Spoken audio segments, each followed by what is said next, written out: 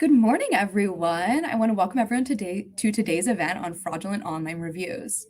So, fake reviews can easily deceive consumers and damage companies' reputations, and it's a much larger problem than I think a lot of people realize or like to think. Some research indicates that almost a third of online reviews are fraudulent or doctored in some way. And I'm sure everyone watching this stream today has, at some point purchased something and thought, why does this product have 5-star reviews? Why does this product have 400 5-star reviews? It's really, really bad. Um, and that's a huge issue. It really impacts consumers, but it also impacts businesses. And policymakers are aware of this problem. The FTC just closed a comment period related to fake reviews because the FTC is considering new rulemaking specifically related to fake reviews. But even without new rulemaking, there are steps and tools that the FTC already has at their disposal that they could be using to address this problem. It just seems like a lot of times things aren't happening. So before we welcome our panelists, let me introduce myself. My name is Becca Trait. I'm a policy analyst at the Center for Data Innovation. I study the future of retail and the retail industry. The Center for Data Innovation is a nonprofit, nonpartisan think tank focusing on the intersection of data, tech, and public policy. If everyone could please join me in welcoming today's panelists, John Brayolt and Dan Gilman.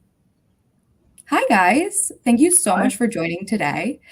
John is the Vice President of Public Policy, Telecommunications, and Fraud at the National Consumers League. In his role, he advocates for stronger consumer protections related to telecom, fraud, technology, and other consumer-related topics. Dan previously served as an attorney advisor at the FTC, and he's currently the Senior Scholar for Competition Policy at the International Center for Law and Economics. Thank you so much for coming today. Oh, it's my pleasure. Thanks for having us. This is great. Yeah. Of course. So, as I have mentioned, this is meant to be an open discussion between our panelists, me, and the audience. Audience members, please feel free to drop questions into the link below the YouTube description. If you're watching this video on our website, you can find the link below the video. And if you're watching on other streaming platforms, you can find the link below the video as well. We also want to encourage everyone to share their thoughts and comments on this discussion on social media. You can use the hashtag DataInnovation while you're sharing your thoughts. All right. Are we ready to begin, guys? Absolutely. Perfect. Yeah. So I have to say, 16 years in the FTC's Office of Policy Planning trained me very well to open every public appearance with a disclaimer. So I left the FTC in August, and there's no way I'm speaking for the present commission. In fact, it would be a miracle. And B, whatever I say here, it's just me. It's not necessarily my employer. Awesome. And John, I'm sure if you would like to give a little disclaimer as well, you're welcome to, or your choice. No, thanks. I have not been trained as Dan has, but for folks who are asking questions, my pronouns are he, him, his. Awesome. Well, great. To start us off, I think I'm going to direct my first question at John. John, would you mind giving us a little insight into what fake reviews are, just to sort of educate the audience? They come in a lot of different forms, and I think a lot of what we consider fake reviews may not be fake reviews, or we kind of don't, maybe the audience may not have an understanding of what the scope of fake reviews is. Sure. So as you noted, a fake review basically it encompasses any inauthentic review of a product or service. In the context we're talking about it today, we're talking about it on user reviews that are posted online. So most of us have encountered them on e-commerce sites like Amazon, on sites like Yelp or TripAdvisor when we're looking at restaurants. Basically, the difference between somebody just sort of not liking a restaurant and wanting to post something nasty about it, and what I think we're talking about today is that fake user reviews today are often coordinated. We do see large groups of basically criminals coordinating their activity, deciding which businesses or which products they want to target with either their positive or their negative reviews. And it's pretty sophisticated. It's designed to raise the visibility of products on popular e-commerce platforms, to defeat algorithms that are designed to spot and suppress those.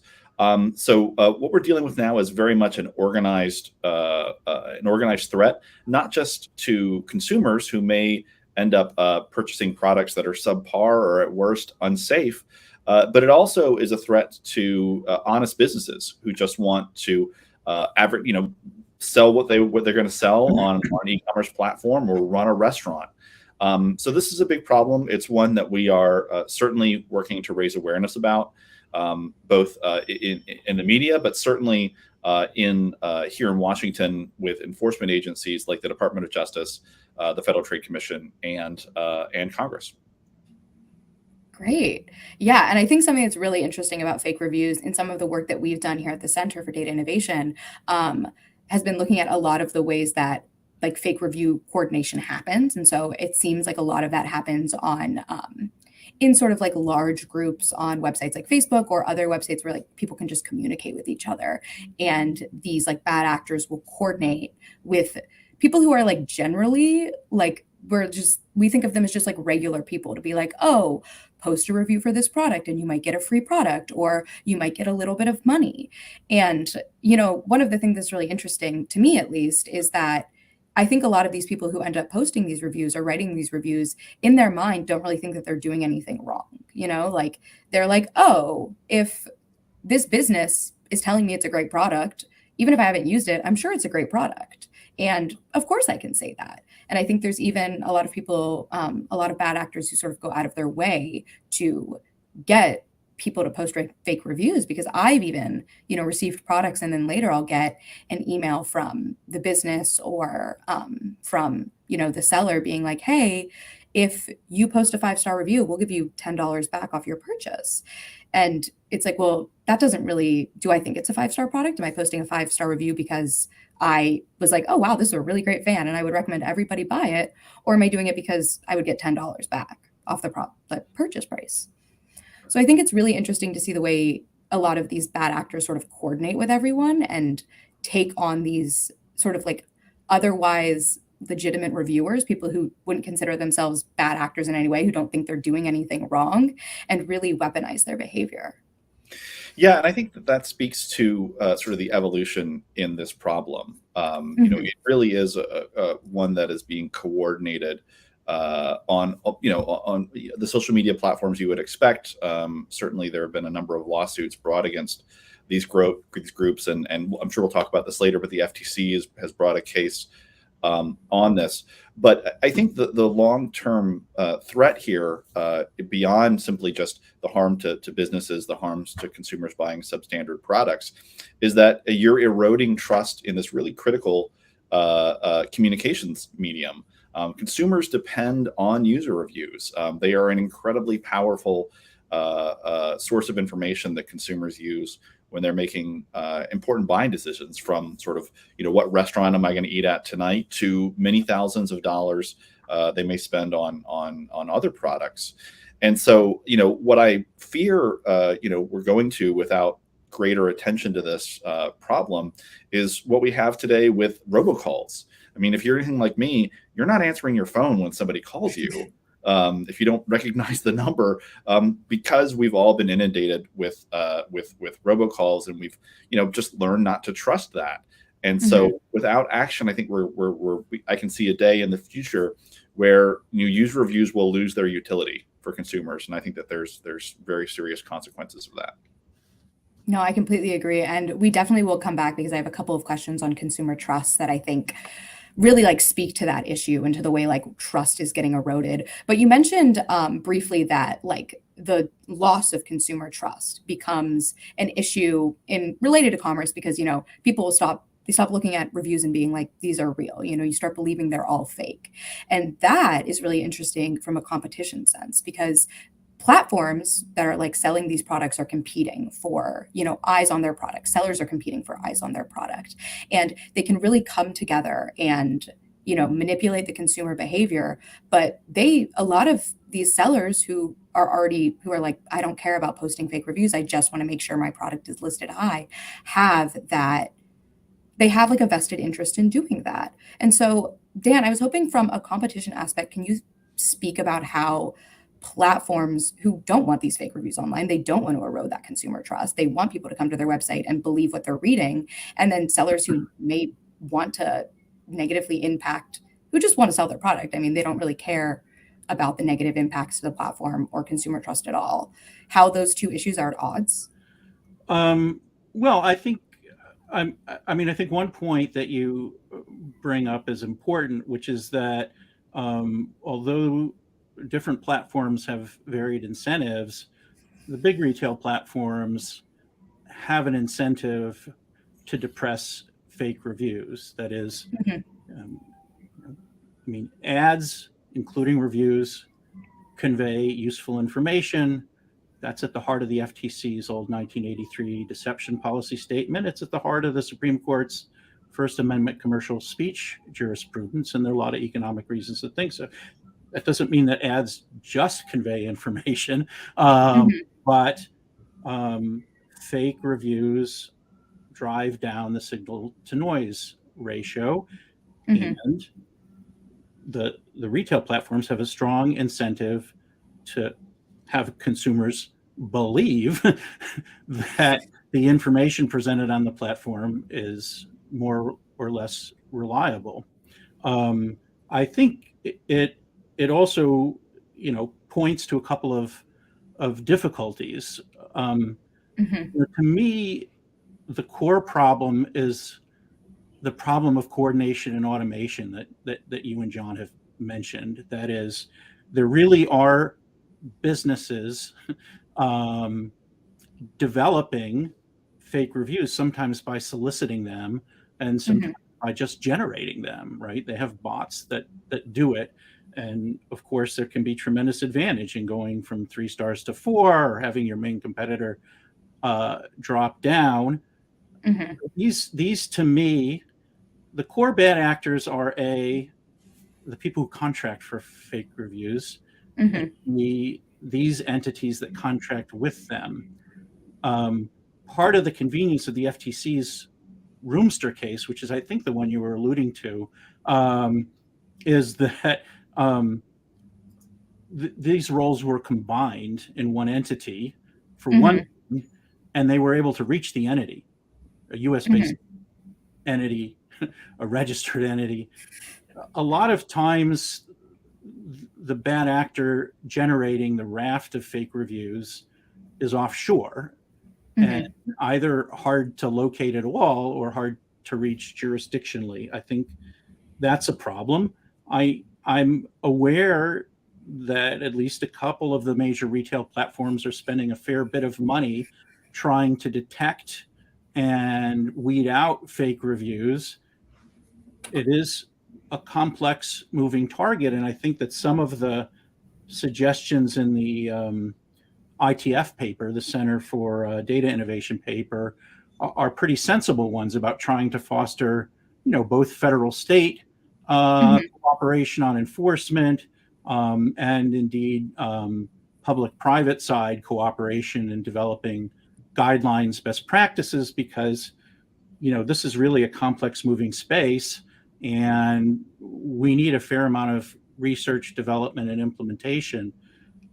To me, that suggests it may be premature to engage in rulemaking because we don't exactly know what the standards can be. Mhm. The Roomster case is sort of a case of fraud, bread and butter fraud, and Mhm. it doesn't necessarily get at the hard questions.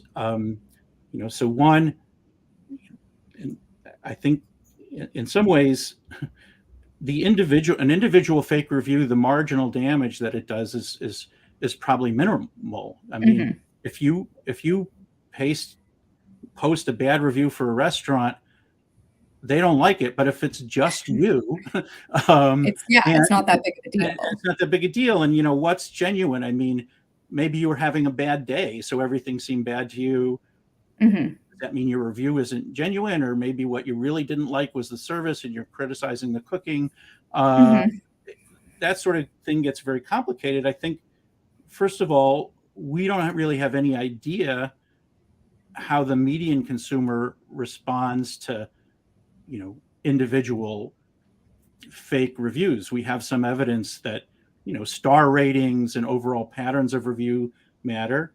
Maybe I'm typical, maybe I'm not, right? So Mhm. for me, one review from some consumer I've never met before isn't isn't that valuable. If I Mhm. read 30 of them and they all seem like real reviews, and there are 600 reviews and they're overwhelmingly positive or negative, that I take that as a signal, an imperfect signal. But so, look, am I typical? I don't know. We've got very little research on this, and so I do think that's important if we're going to consider rulemaking. I mean, we can get to the FTC's proposal, I mean, whenever you want, but it's, this is a little bit arcane, a bit of regulatory law. For consumer protection regulations, statutory law requires that the FTC jump through a bunch of hoops for adopting, at least under their general consumer protection authority, before adopting a regulation. So these are called, the MAGMOS requirements. Included some warranty things, but also some specific amendments to the FTC Act. One of them is to post not just a notice of proposed rulemaking, but an advance notice of proposed rulemaking saying we're thinking about starting a rulemaking. And, there isn't a concrete rule for us to look at. So, what are they going to do? Yeah. They ask a bunch of sensible questions, but how they get answered, how they get evaluated, and what the commission wants to do with them in terms of a rule is sort of all left to our imagination at this point. So we'll see.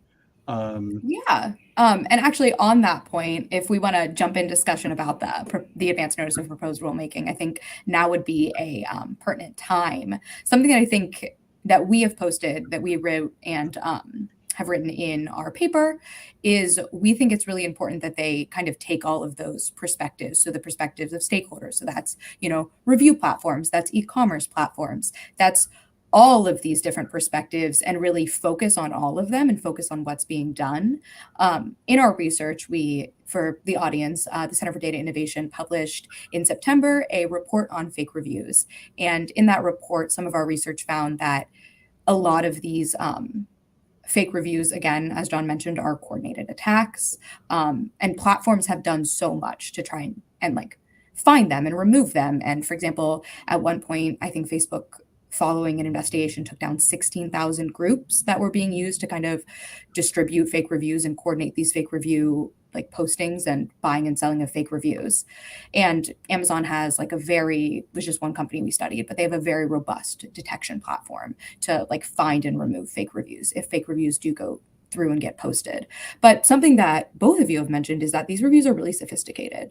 I think a lot of times I'm like, what's a fake review? For example, I was looking at a makeup retail website a couple of weeks ago, and somebody was advertising a product I was looking at was for your eyelashes. And there was a very clearly fake review in which somebody posted a before and after photo where they just edited these huge fake eyelashes onto their face, digitally edited them. And it was very clear that I was like, this is not a legitimate review, because I can look at these photos and know that this is not a legitimate review. But I was looking through a lot of these reviews and I was like, I have no way, these seem so, they're all 5 stars, but then there are a couple 1 and 2 star reviews peppered in where people are like, I don't think it worked at all. And I'm like, it's hard to determine from the consumer perspective is what I'm looking at. Someone's like, somebody had a bad day, somebody didn't like the product, and that's fine, that's their opinion. But is the one fake review I'm seeing that is for sure a fake review, does that indicate all positive reviews are fake?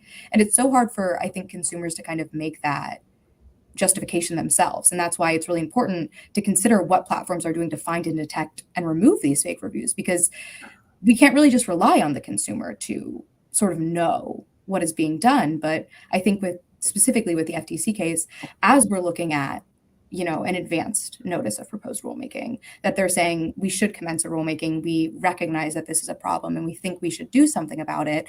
I feel like they have to take all of those things into consideration and really distill down what platforms are doing, what steps are being taken, especially as I think the technology around fake reviews is advancing.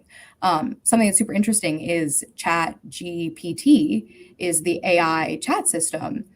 I could type into ChatGPT right now, write me a 5-star review for an eyelash product, and it would probably write me a fantastic review. It'd say, it looks great. It makes your eyelashes look very long. But how are platforms going to address that problem as it goes on? I mean, you could get 100 of them. Mm-hmm. I mean, and it is an interesting and challenging development. So, one thing I tend to favor is reviews that have content to them, Mm-hmm. where I can read the review and think that the reviewer knows what he or she is talking about. Mm-hmm. That, and even 2 or 3 years ago, Mm-hmm. it was pretty obvious that Mm-hmm. there were some mysteriously inept bits of language, right? All sorts of weird little bits of syntax were tip-offs Mm-hmm. that it wasn't either, it either wasn't a real person writing the review, or it was Mm-hmm. someone who hadn't really been through a full English as a second language course. Mm-hmm. That's getting less and less obvious. I Mm-hmm. think one thing is, there's an AI challenge, technology of developing these things. There are resources spent on also developing detections, measures, and countermeasures. Mm-hmm. There's a balancing act. One, the companies have some incentive to be somewhat transparent about the fact that they're doing a certain amount and giving some sense of the nature of what they're doing. On the other hand, you don't want to publish too much, because then you're publishing a guide for people to get around your mechanisms. And so, you definitely don't want to publish code, Mm-hmm. and maybe even one a level or two up from that is a tool. Well, I mean, one thing I like about that report that you mentioned is that it takes into account a sort of give and take, or Yeah. what from a law and economics perspective I would call a concern with error cost avoidance. That Mm-hmm. is, there are a bunch of suggestions about guidelines and coordination. There's one about legislation, and the one about legislation is one that's supposed to protect consumers against frivolous suits, right? Because we don't want to chill, right? We don't want a tool that detects and stamps out fake reviews that also suppresses Real genuine ones. reviews. And Mm-hmm. we need to permit consumers a little bit of leeway, or the bright consumer is just not going to play. Mm-hmm. And your comment about the incentives was interesting to me, because, I think in terms of rulemaking, I think there's an interesting line drawing problem here. So, right, there's paying me to write a review. There's paying me to write a fake review of a product I've never ever used. There's, I happen to have a hobby that involves photography. Mm-hmm. And there's, I buy stuff locally, but I also buy stuff from this big store in New York that has a sophisticated website. I don't need to go through Amazon or Walmart to get to it. I go straight to it. And if you buy a product from them, they will send you an automated solicitation of the following sort. Put in a review, and you will be entered in a monthly drawing for a gift certificate. I forget what the gift is. Now, these only go to people who made a purchase from them, and they don't tell me what the review should say. I don't think that's a fake review, but it is an incentive for me to say something. And, one thing we don't know behaviorally is the relationship between a general incentive like that and a consumer to post a certain sort of review. I mean, we just, is that going to bias my response? And If so, how much, and what, how much difference does that make? I mean, these are all things that we might understand better. Yeah. I've gone on for a little bit, but Actually, jumping off of that point, Dan, there is so what you're talking about, incented reviews, basically is like the company incents you. They don't tell you what to say, but they say, if you write a review, we'll enter you into a drawing. Maybe you'll get like 10% off your next order, something like that. And they're incenting you to write that review. But it's not fake, because they are saying, just post a review. You can post whatever you want. You could say, I hated this product. It didn't work. Or you could say, I loved it. It depends on what your experience is. And this brings us to one of the recommendations we have for the FTC in this advanced notice of proposed rulemaking, is we think that they should take advantage of the endorsement guides, which they already have, and they're already in the process of updating, to really focus in on fake reviews. So we think that they should specifically name fake review brokers, or these people who solicit fake reviews, as a liable group. But also, if there's a world in which those types of reviews, as long as they're disclosed and within those guidelines, there doesn't really need to be any sort of additional step. John, would you speak a little to the way like incented reviews in the endorsement guides could be used and maybe could be modified to really like make it clear to consumers what is the difference between a review that was incented by a company and maybe a review that's just straight up fake? Well, I certainly think that there additional information to help consumers differentiate reviews that have been vetted somehow, whether they are related, consistent with the endorsement guides or some other form of verification to let a consumer know that this review is authentic, can be helpful. But to the issue I think we run into there very quickly is scale. How do you scale those solutions up to a point where it's useful for consumers on a consistent basis? And in order to have that kind of consistency and scale, you really do need to involve the entities where those user reviews are being seen. So we're talking about the e-commerce platforms themselves, the other sites that host user reviews. I do think that, I get a little wary when we start thinking of, putting too much cognitive load on consumers themselves to spot or make a decision about whether a review is authentic or inauthentic. As you mentioned, the Chat GPT issue, I could imagine that every user review fraud broker out there is probably playing with Chat GPT right now to figure out, how can we write reviews at scale that will not be detected by the algorithms that the platforms have in place to try and correct this. So, it's a problem that's going to need a solution from all kinds of stakeholders. So both the platforms, I think we need to have, you were getting to the issue of incentives. I think to think about what are the incentives and disincentives on the people that benefit from these reviews. So if you are, I do a lot of work on live event ticketing, and there's a law in the books called the Bots Act that makes it illegal for someone who has purchased, who has obtained a ticket through an automated software bot to sell that ticket on.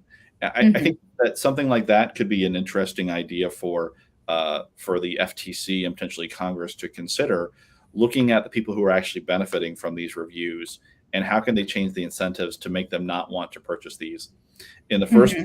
Because ultimately, I think that's what a lot of this problem comes down to, is that there is money to be made from getting your product a few rungs higher on the search results. There is money to be made from extorting your local restaurant with the threat of a flood of negative reviews. And so that is, I think, those incentives are something I hope that the commission looks at. Now, to Dan's point earlier about whether about rulemaking on this, I certainly understand where he's coming from, the threat of unintended consequences, potentially penalizing people who just had a bad day or a bad experience, and they're afraid of getting dinged by the FTC if they write a bad review about their local restaurant. Experience, yeah. But I do think that FTC action is necessary here, in large part because there needs to be this threat that if you are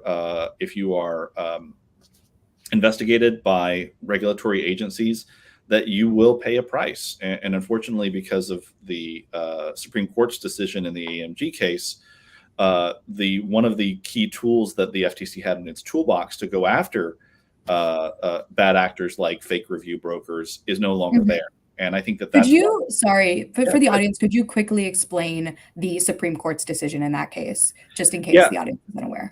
Yeah. So disclaimer, I'm not a lawyer on this, and I'm sure Dan could probably explain this far better than I can. So please keep me honest on this. But essentially, what the Supreme Court decided in the AMG case is that the commission's ability to get compensation for consumers under its what's called its 13B authority, it brought a case, was unconstitutional. So basically, for years, when the FTC has brought a case against fraudsters or companies that were being dishonest under their generic Section 5 authority against unfair and deceptive acts and practices, they would base their authority to get penalties on the Section 13B of the FTC Act. The Supreme Court invalidated that authority, and so now the Commission's ability to get penalties and enforce penalties is significantly curtailed. So that's one big reason why you're seeing the FTC under its current leadership with Chair Khan putting forward a whole. They've gotten back into the habit of rulemaking, which they had abandoned for many years because of the constrained rulemaking authority that Dan alluded to earlier, the Mag Moss. But they've decided to get back into that, and that's because the Supreme Court has basically taken a tool out of their hands, and they want to make practices that they would have gone after under their generic Section 5 authority with a threat of a 13B penalty there. They want that to be back in their toolbox, and so rulemakings like this one on user reviews, rulemakings on things like junk fees, have certainly been coming out of the FTC at a steady clip throughout the past, I'd say, 6 months. So. I definitely think this rulemaking is necessary, but I do, am cognizant of what Dan talked about, the threat of overreach and potential unintended consequences from doing that. Yeah. So I guess I want to, I think that's all right. I guess I want to add some wrinkles. So, in some sense, the Supreme Court was just right. And in another sense, that was too bad. So I'll start with what's too bad. In a lot of cases, a monetary penalty is the most efficient remedy. You can calibrate it to the harm. You don't have to supervise behavioral remedies for 10 years. If you have disgorgement, you can give consumers some of their money back. So there are a lot of good things about money damages in some sense, whether they're called a penalty or whether they're called something else. There are a lot of advantages to them. The issue is in the FTC Act, Congress gives the FTC very, very broad authority, right? And there's a little bit of a trade-off. So in exchange for this broad authority, they have some routes through the federal courts and otherwise collect money from defendants, but those are thorny if they want to apply them in the first instance. And they're especially thorny for a first instance violation of Section 5. They can either take this complicated route through the federal courts, or they can get money for violation of a rule or a consent order. And part of the idea in giving them injunctive relief is we'll allow you sweeping authority over all and sundry sorts of things in the economy, but for first instance violations, you're going to get injunctive relief. You're not going to get money. On the one hand, maybe that's an inefficient remedy. On the other hand, maybe it's a good institutional solution to the breadth of the authority. And I guess I'd like to transition from that to some particulars. So FTC intervention absolutely in the Roomster case, Mhm. what we had was a rental listing agency that was defrauding people of money. So Mhm. they were using fake reviews that they generated Mhm. to get people to pay for benefits that the people didn't receive. Mhm. That is both a violation of, I mean, at least as alleged, that is a violation of the consumer protection prong of Section 5 of the FTC Act. You know, it's also just a species of fraud, right? And Mhm. so I think it's entirely appropriate for FTC to go after bad actors like that based on the facts and circumstances.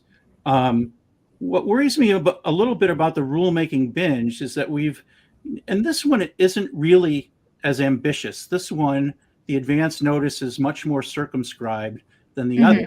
But in context, they have published a bunch of these advance notices and some notices of proposed rulemaking that are very, very sweeping. And Mhm. they call to mind, for me, the question, what's the adequacy of the basis for the particular things the current commission wants to do? And one thing that worries me in this context is that the current commission majority seems to be trying to do a lot of end runs around two things. Mhm. One is the 13B restriction imposed by the Supreme Court. Another, in a sense, is a statutory restriction, and that is that for unfairness matters, at least, not necessarily, they have to find substantial consumer harm not outweighed by countervailing benefits to consumers and competition. So they have to engage in something like a rather sophisticated cost benefit test that the current commission doesn't seem to be applying in a straightforward way. On deception, it's a little different, but even deception is supposed to be material, and you have to figure out what that is. Part of what worries me in this context is, not the particulars of what the staff have recommended, because they haven't recommended anything in particular. Mhm. We've asked a bunch of good questions, and these are not nearly so sweeping as, say, a proposal to adopt a U.S. general data protection regulation that would be enforced by the FTC. You kind of start wondering, well, what would it look like? How many thousand people are you going to hire to do this without more money from? Does Congress really want you to do this? This is narrower, and there are a bunch of good questions. One thing that gives me a little pause is one attempt to get an end run around some of these strictures is through another provision which allows them to get money if they have previously sent a firm a notice of penalty authority. Mhm. So that is, they send a letter to a firm. They say, look, we have prior decisions of the following sort that specify Mhm. a kind of conduct that we have deemed to be unlawful under the FTC Act. And we're not saying that you violated these, but we maybe have some reason for sending you this letter. And if we find that you violated the prohibition, then we can go to statutory fining amounts, which can be on the internet astronomical because they're inflation adjusted and they're $50,000 per violation, and you can count like each person who reads the bad ad as a violation, and so they're completely untethered from the actual harm that's done. And if you look at these letters that they sent out, they're basically don't tell the firms anything. So they're Mhm. starting to a bunch of old cases going back to 1941. And I mean, it's amusing to read them because and first of all, these cases aren't like fully litigated in the courts. These are administrative cases.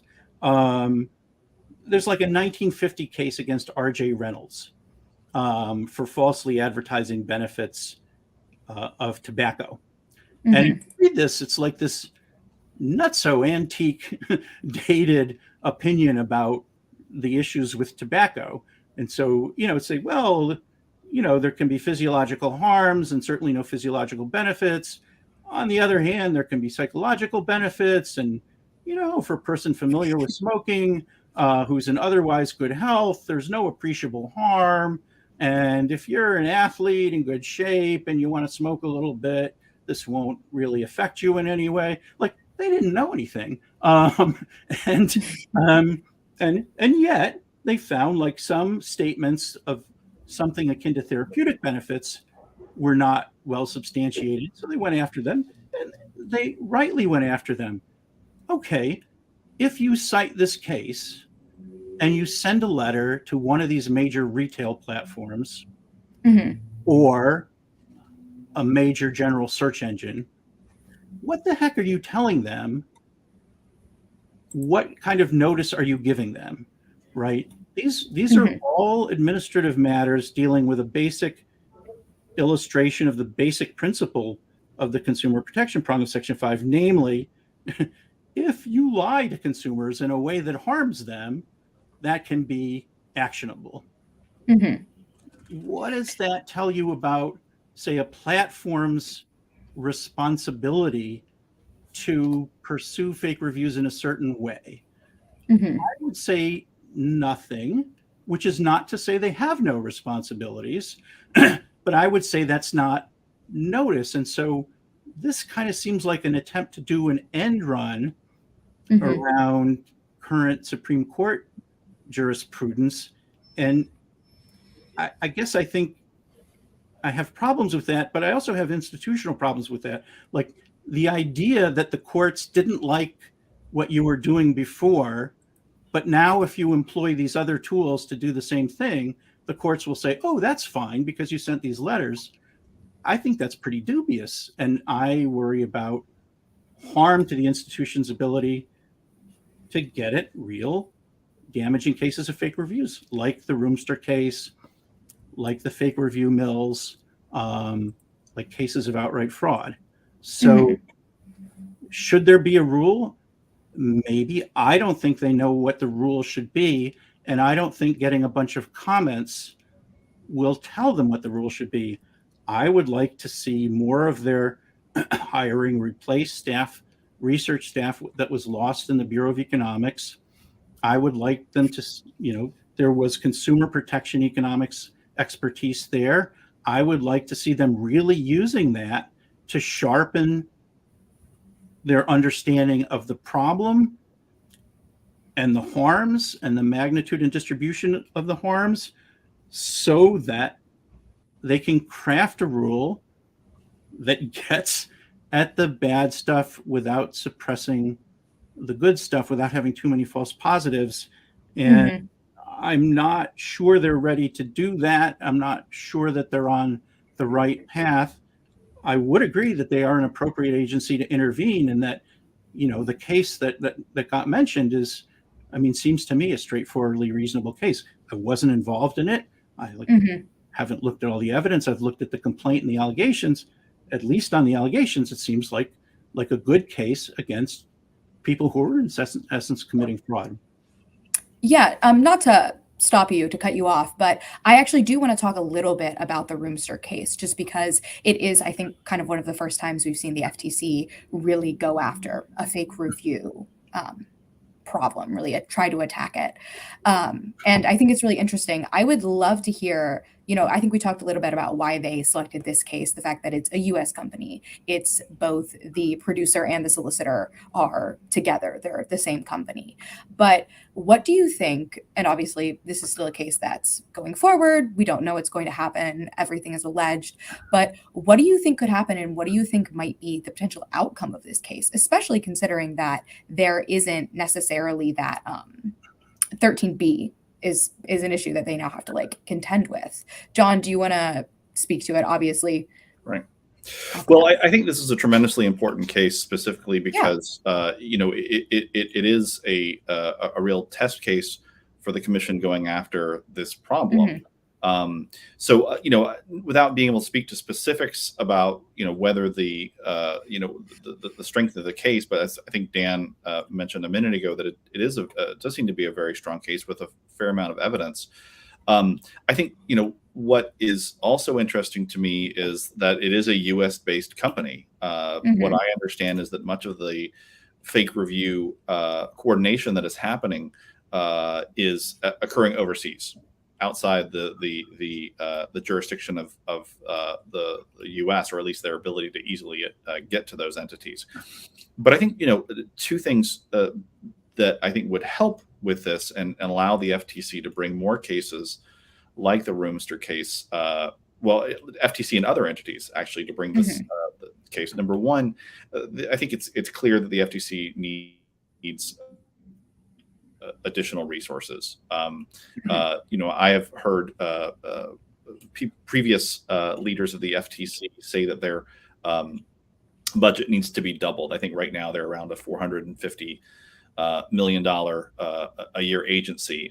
Given the breadth of issues that they are taking on, I think doubling it to $1 billion should not be off of Congress's target list for this agency. I think doing so would allow the agency to bring on the kind of resources in the Bureau of Economics that Dan was talking about. And number two, I think that the FTC shouldn't have to act alone on this issue. Fake user reviews harm consumers and businesses in all 50 states. And so what I would like to see is additional interest in this, not just from the commission, but also from state attorneys general, who may have additional authority beyond what the commission has in the FTC Act to go after these bad actors and obtain redress for the consumers and businesses that are harmed by this conduct. Yeah, and something. Oh, sorry, Dan. Did you have something you wanted to add? Well, one thing I wanted to add is that this is a good example of that collaboration, right? Because the case was brought jointly by the FTC, and I'd have to go back and look at it. I think it was 6 state attorney generals who were alleging violations of state law. So that's a good example of this kind of collaboration. It's a kind of thing that they've done successfully before. And I agree with John that it's a good strategy to pursue when you have a good case. I think that, in terms, I guess one little wrinkle is there is a partial resolution to this matter, as I understand it. That is, one of the defendants, there's more than one defendant, but one of the defendants threw up his hands and surrendered, basically. And so the court has blessed the negotiated agreement between the agency and this particular defendant. I would like to see, I guess we'll see more of this as the rest of the case goes forward. I'd like to see more development of the case law, because I agree that this is a significant case and you want to see cases tease out some of the complexities here. In terms of the budget, I think there are a lot of good things the FTC could do with more money. They have a tremendously broad area of responsibility. I do think you don't want this to be too sudden or too political. And so part of what I would say to that is maybe counterintuitive, because I've said I don't want it to be too political. But part of what I'd like to see is a little more line item appropriation, so that you don't just give whoever the heck is the sitting chair or the sitting majority a blank check to double the size of the agency in whatever way that person thinks necessary. Is their input important? Of course it is. You have to look to the agency for help in identifying, but can you just double an agency overnight? I think that's a very, very messy process. Do you want to just let them do it however the heck they want to do it? I don't know. So yeah, I agree 2/3 of the way. And then something I wanted to just say off of John's point there is one of the things we suggest in our review, and I would love to hear your thoughts on it from both perspectives, is the investment of as in a data sharing program between stakeholders and government agencies. So that would include obviously the FTC, but also the DOJ, so that they can sort of build these really robust cases. As Dan mentioned, one of the things about the Roomster case that I think is really strong is that it's 6 state attorney generals and then the FTC bringing this case against Roomster. And that sort of like robust nature of the of the case is kind of what's going to give it a lot of, I think, really important precedent. And something else that's also very interesting is like we have seen a little bit of state action too to sort of address fake reviews and to address it in their local areas, to say like there's a law that was proposed in Tennessee by the Tennessee State Assembly to raise the penalty and make fake reviews something where there's also the ability for local prosecution. So I think there's a lot of areas for both state attorney generals to work with the DOJ and to work with the FTC to sort of share data and find out where these fake reviews are operating. Are they operating in multiple states? Because I would think if somebody is making fake reviews for a product just because that harm happens to a consumer in Maryland, for example, doesn't mean it didn't happen to a consumer in Virginia. And knowing where those overlaps are, I think will help the DOJ and the FTC really build strong cases and actually be able to enforce any laws or additional rules that come forward. No, I think it's a good point. And the fact is, historically, the agencies have shared quite a bit of information and collaborated in various ways, sometimes more and sometimes less, and sometimes it's smooth and sometimes it's bumpy. But in principle, I think, there's potential there. You want to do it in the right way. As soon as you start talking about data sharing, there are other issues too, like data security. And so this has to be a disciplined and thoughtful process. But I agree. Interagency cooperation, federal state cooperation, these are both things that have a history and can be very important. To get to John's point, which is something that worries me about the offshore entities, something I don't have a recipe for is, what kinds of international collaboration might, if any, might be effective in suppressing the input of these offshore entities. It may be that we can address them adequately within U.S. jurisdiction, but plainly there are some bad actors at scale who aren't here. I mean, we could throw up our hands, or we could ask, what can we do about that with other authorities, with advocacy with other enforcers, which is something the FTC has traditionally done.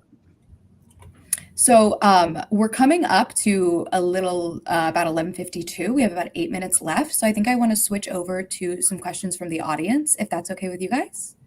Sure. Awesome. So the first question I would pose, and just open to whoever would like to respond, is from Anonymous, and it says, doesn't permitting incentivized reviews unfairly benefit companies who can afford to provide those incentives at scale? And so I think overall, how do you get over the idea that like, if incentivized review is fine, what about companies who are not incentivizing reviews? And then another question, actually, kind of a second step to that is, don't consumers prefer reading reviews that are not incentivized? Go ahead, Dan. The second question seems like it has an obvious answer, but I really don't know. When I see William Shatner on TV endorsing something, I like that. I don't even care if he's ever used the product, because I'm not looking to him for his insight. I just like the fact that Captain Kirk is telling jokes about Priceline or whatever it is. And maybe that's an unfair biasing of my future behavior, but I'm kind of okay with that. I think that fits within the realm of permissible behavior. As far as the scale and competitive effects, maybe, but it's a complicated story. I mean, on the one hand, bigger players tend to have deeper pockets to do more. On the other hand, they have a lot more diversity on the table. So for them to see benefits that matter to them costs more. And I don't know if we're reaching a good equilibrium from a competitive standpoint or not, because you're going to have some competition on that. And there is, of course, a flip side to it, which is for complex regulations, as opposed to, something like targeted enforcement actions, there's a general competitive effect, right? The big incumbents with deep pockets already have in-house counsel, regulatory expertise, people on the Hill, and little startups don't. And so, although, firms don't necessarily like the costs of regulations, I think that depending on the business and the market, complex regulations can have a competitive bias in favor of large incumbents. And this has been modeled in the economic literature and substantiated with some empirics. And I think this is just the flip side that you have to wrestle with. John? Yeah. So, the question is great, but I think my answer to it is going to sound a little counterintuitive. The idea is that large entities have the resources to incent reviews. I actually think that smaller entities have an even greater incentive to provide incentives for reviews. They know how important it is to get user reviews of their product, of their service, of their restaurants. And so, if they are not receiving those reviews, they know that they are at a disadvantage against entities and competitors who are. So, once you start to reach scale, I think the incentive to actually pay for reviews goes down. So, if you buy the premise of what I just said, I think what the issue you run into here too is that the entities that are most impacted by coordinated negative reviews are those small businesses that are just trying to get some visibility, and so they have some incentive to want to maybe push the boundaries of acceptability in terms of getting that visibility. So I think that any solution that we come up with in terms of dealing with organized user review fraud is going to have to involve those small businesses who are dealing with that incentive, who are just trying to get seen, for whom devoting your marketing dollars towards that has a benefit. So we need to make them understand that doing this actually harms their business in the long run, and in addition to exposing them potentially to enforcement actions, and attack this problem that way as well. I mean, I would say John has a good insight, and I mean, maybe I'm just putting it in economic jargon here, but I would say it's not that the big firms don't have an incentive. It's that the marginal returns are different. So, I happen to love my local pizza place. I think they're great. I'm guessing that there are 1,000 good reviews for them because they're great and that they didn't buy any fake reviews. But if you have a local pizza place, it may be that buying 10 fake reviews or generating them yourself can make a real difference in your day-to-day business. If you're thinking a big retail platform that sells diverse products, what's their return on generating 10 fake reviews or even 100? It's not even a rounding error. I mean, I don't even know if they have a way to measure it. So they've just, which is, not to say they don't have complex incentives, but I think it's an issue of, marginal analysis. What are they getting for that extra dollar? And it can mean more to small entities than big entities. That doesn't mean you're not concerned about big entities or that small entities are bad actors. It just means it's complicated. The incentives are complicated. And just to close the loop, Becca, on this question, I do think it is helpful to consumers to know when a review that they are reading, even if it's one that's, assuming it's authentic, the person actually did use the product or service, but has been incented somehow, gift cards or some other reason, or discount on your next visit to write a review. It's important for consumers to know that. So I think of when I see videos on YouTube from people who are looking at a product or unboxing videos, there are pretty strict rules now in place that require them to disclose if they have any kind of relationship to the product that they are reviewing.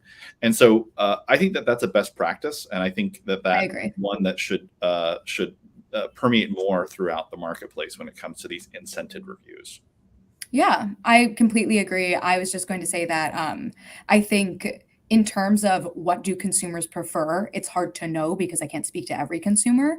But I think as long as the information is disclosed, that this is incentivized in some way, then you've empowered the consumer to engage with it with all of the knowledge that they need. You know, the problem with fake reviews is you have to engage with it like it's a good faith review or a good faith review, and you don't have the ability to do that if you don't have that information. Yep. Okay, well, it's 12, so I want to thank you both so much for coming. I think this was an incredible discussion. I wish we could talk for longer, but we've butt right up against time. So thank you again. Thank you guys so much for coming. And then to all of our audience, thank you for listening. Thank you for participating. And we hope that you'll visit us again and tune in. You can follow the Center for Data Innovation on Twitter. You can follow ITIF on Twitter as well, and learn more about our events and learn more about what we're doing. Thank you for the conversation, both of you. Yeah. Of course.